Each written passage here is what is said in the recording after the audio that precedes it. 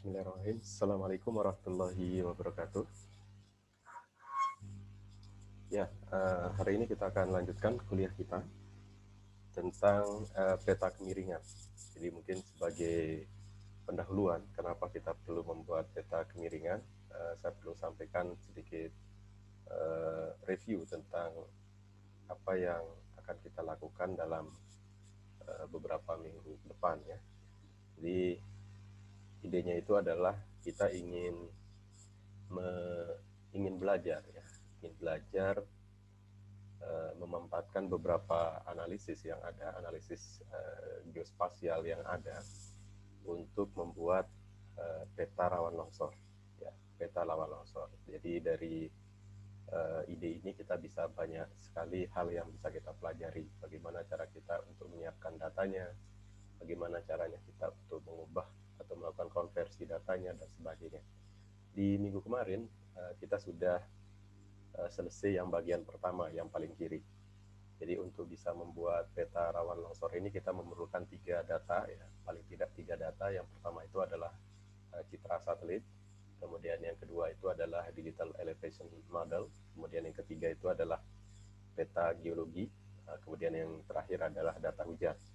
Nah, di yang kemarin kita sudah belajar bagaimana memanfaatkan citra satelit itu untuk membuat peta tutupan lahan. Nah, di proses ini kita memerlukan sebuah tahap yang disebut sebagai klasifikasi. Banyak macam klasifikasi yang bisa kita lakukan, baik yang pixel based maupun object based.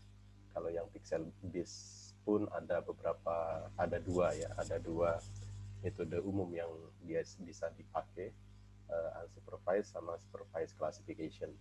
Nah, masing-masing pengelompokan tadi juga ada metode-metode yang bisa dipakai nantinya, seperti ISO data, Kamin, dan sebagainya. Oke, ini nanti kita lompati saja karena sudah kita bahas. Hasil akhir yang kita dapatkan itu nantinya adalah peta tutupan lahan.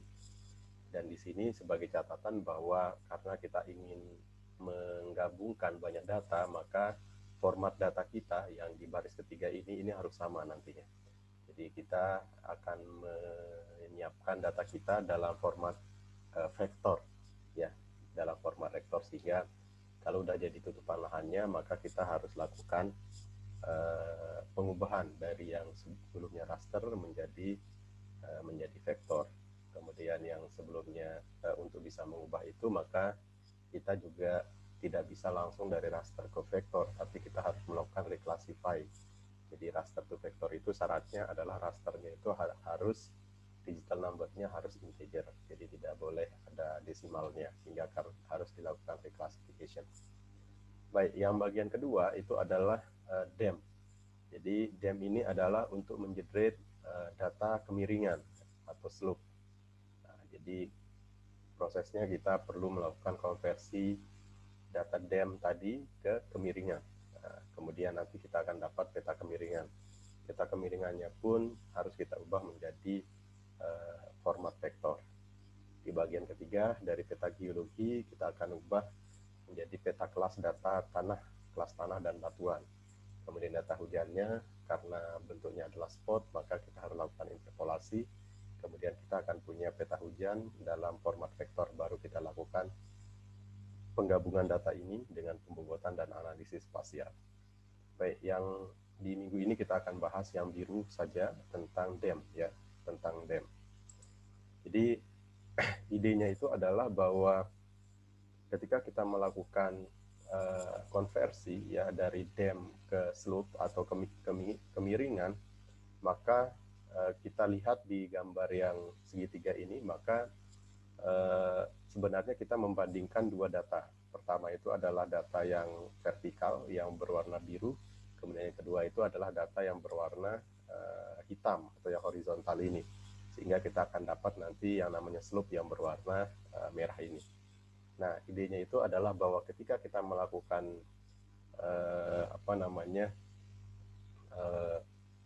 pembuatan slope yang merupakan rasio dari dua besaran ini, maka besaran ini harus memiliki satuan yang sama.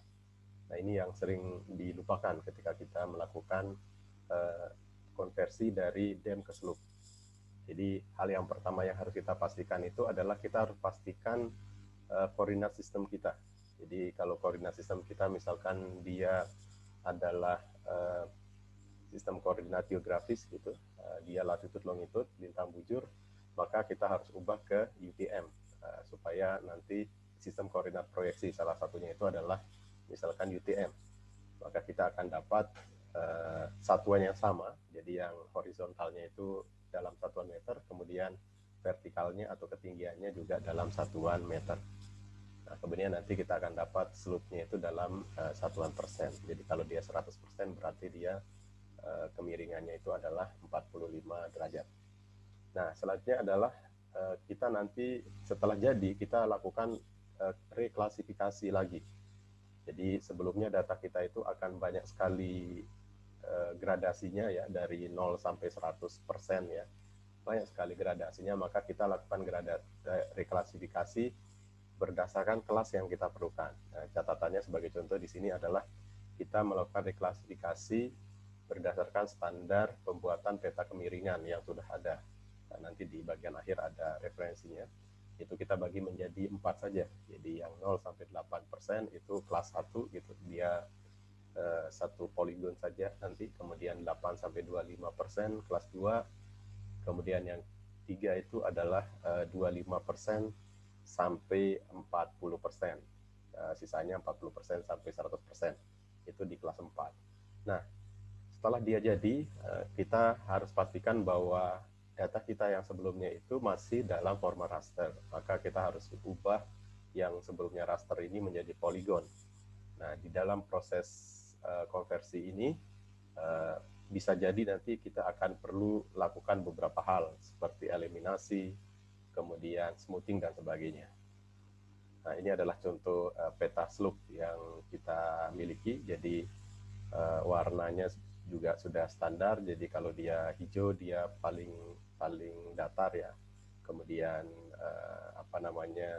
hijau muda, kemudian merah gitu ya, kuning atau oranye, kemudian terakhir adalah merah, itu artinya yang paling miring. Jadi kita bisa lihat dari data kita. Ini juga bisa dilihat nanti di paper yang saya sertakan.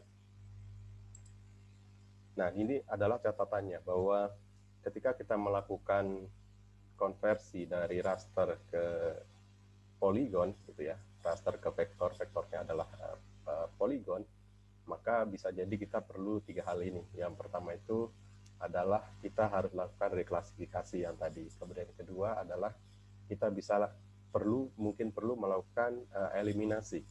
Kemudian yang terakhir itu adalah bisa jadi kita memerlukan proses selanjutnya yang disebut sebagai penghalusan geometri atau smoothing. Nah, di tahap pertama reklasifikasi itu adalah ketika kita melakukan konversi raster ke poligon, kita perlu melakukan reklasifikasi ini dengan terlebih dahulu untuk menghasilkan raster dengan tipe integer. Jadi sebagaimana yang sebelumnya saya sampaikan bahwa kenapa kita perlu mendapatkan yang tipe integer, karena kita ingin mendapatkan poligon. Jadi kalau dia dari raster langsung ke poligon atau vektor poligon, maka nggak bisa kita proses jika rasternya itu desimal atau float atau double float. Jadi dia harus di-convert dulu menjadi integer. Kemudian yang bagian kedua itu adalah eliminasi. Nah, bisa jadi nantinya ketika kita sudah menghasilkan poligon ya, poligon, maka akan terbentuk banyak sekali poligon, baik yang ukuran besar maupun ukuran kecil-kecil gitu ya. Nah, di antara ukuran poligon yang ada tadi itu, kita bisa tentukan mana threshold atau batas bawah, batas minimum luas poligon yang akan kita pertimbangkan untuk proses selanjutnya. Jadi kalau misalkan poligonnya ukurannya 1 meter persegi misalkan, bisa jadi nggak kita perlukan, atau 100 meter persegi misalkan, bisa jadi tidak kita perlukan. Nah, ini nanti kita tentukan tergantung dari skala hasil kita berapa. Jadi skala peta yang akan kita hasilkan itu berapa, sehingga kita bisa tentukan ukuran minimum dari poligon yang kita sertakan dalam data kita itu berapa. Misalkan hanya 1 hektar misalkan, jadi kurang dari 1 hektar atau 10.000 meter persegi, maka dia akan dieliminasi.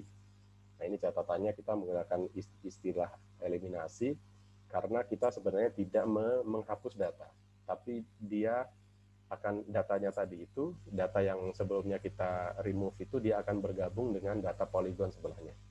Nah, sehingga datanya tadi itu tidak bolong. Jadi kalau kita sekedar delete itu ya, polygonnya itu akan bolong, akan kosong datanya. Tetapi ini yang kita lakukan itu adalah eliminasi untuk menggabungkan data-data yang kecil tadi dia dengan data-data sebelahnya untuk membentuk data yang lebih besar yang di atas threshold yang sudah kita tentukan. Kemudian terakhir itu adalah smoothing. Ini bisa diperlukan, bisa saja tidak. Ini di banyak hal smoothing ini merusak geometri. Jadi walaupun judulnya penghalusan geometri, di sini nanti kita perlu hati-hati ketika kita melakukan smoothing. Jadi jangan sampai ketika kita melakukan smoothing itu nanti antar dua poligon yang berdekatan, misalkan dia tidak bertempelan satu sama lain gitu, ada bolongnya atau ada ada tumpang tindihnya. Nah, ini harus kita perhatikan untuk yang smoothing ini. Oke, baik, seperti itu saja. Jadi nanti yang ini tinggal dilakukan dulu, nanti di materi responsi bisa diskusi dengan Bu Happy tentang bagaimana proses ini berjalan. Jadi Anda nanti akan mendapatkan tugas, kemudian DEM-nya juga sudah kita dapat. Kemarin kita pakai SRTM saja ya. SRTM-nya kita tentukan karena puluhnya sangat besar, Anda gunakan SRTM yang 90 meter saja untuk uji coba pertama. Jadi tidak perlu terlalu akurat, jadi yang 90 meter saja karena data area kita itu adalah region of interest kita itu adalah satu pulau Lombok, jadi bisa menggunakan SRTM 90 meter. Silakan unduh itu, kemudian buat slope, buat peta slope dengan kelas sebagaimana yang ditentukan ini. Jadi kelasnya hanya 4 ya. Jadi 0, 8, 25, 40. Warnanya juga sudah ditentukan. Jadi seperti yang di kanan bawah ini. Ini udah ada pedoman untuk pewarnaannya. Baik, nanti kalau ada yang ingin diketahui lebih lanjut bisa merujuk dua ini. Ini sengaja saya taruh yang di ResearchGate saja. Ini sebenarnya dua hasil penelitian berurutan ya.